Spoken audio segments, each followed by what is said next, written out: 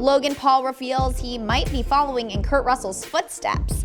Jake Paul is no longer excited to fight KSI, plus GameStop can't stop, won't stop, thanks to some Redditors. Hey guys, it's Ali for Hollywood Life with your YouTube roundup. But before we begin, I need you to hit the sub, like, and bell button for all the latest news on your favorite celebrities. Also, don't forget to follow me on social media at Ali Stagnitta. Let's start this video off with Jake Paul. Yesterday, his opponent for his next boxing match on April 17th was finally announced, and it's none other than UFC's Ben Askren. If you don't know Ben, well, ask Ren. I'll never do that again, I'm sorry.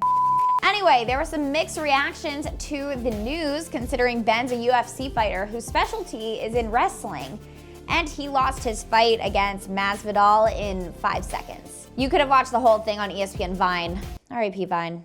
Jokes aside, Ben could be the toughest one of Jake's opponents yet, and he's been giving some great sound bites in recent interviews. Ben is convinced he's going to knock out Jake within the last 2 rounds. He also confirmed he was not the first choice for the April 17th event. Dylan Dennis was, but apparently Dylan didn't want to fight Jake on the scheduled date, so those negotiations went nowhere. Jake also mentioned this in his latest YouTube video. And in that same video, Jake also called out KSI for saying his training and their hotly anticipated boxing match is delayed because of the pandemic. Jake sees this as an excuse, and although he was excited to fight KSI, the constant delays has made him lose his enthusiasm for it, and he wouldn't be surprised if it never happens. But alright, to Logan Paul, in the latest episode of Impulsive, Logan addressed the leak within his camp regarding the fight with Floyd Mayweather being postponed. Logan seems to confirm it's true, but slams reports claiming the fight was pushed due to a lack of interest. Also, Logan mentioned that he may follow in his brother's footsteps and escape LA to start the next chapter in his life.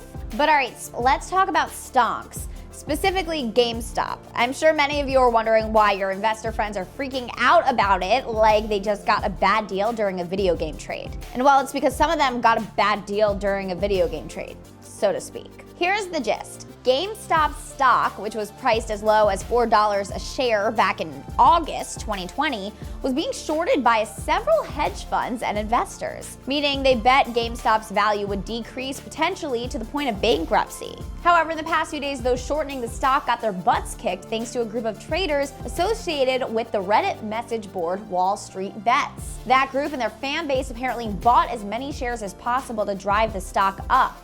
It eventually picked up momentum to the point where shares jumped from $10 to $70 to over $350 as of this recording. Now, several hedge funds who bet against that happening are losing millions of dollars, and one is potentially bankrupt. What's even crazier is there's a random guy who apparently decided to throw his life savings into the stock just because, and reportedly turned $50K into tens of millions of dollars. Also, Wall Street Bets aides some big people might also be investing after news broke that the Chewy founder, Ryan Cohen, will be advising the company in e-commerce. Anyway, this is all wild news, and to be super clear, we're not giving financial advice at all. We are just reporting the news surrounding it.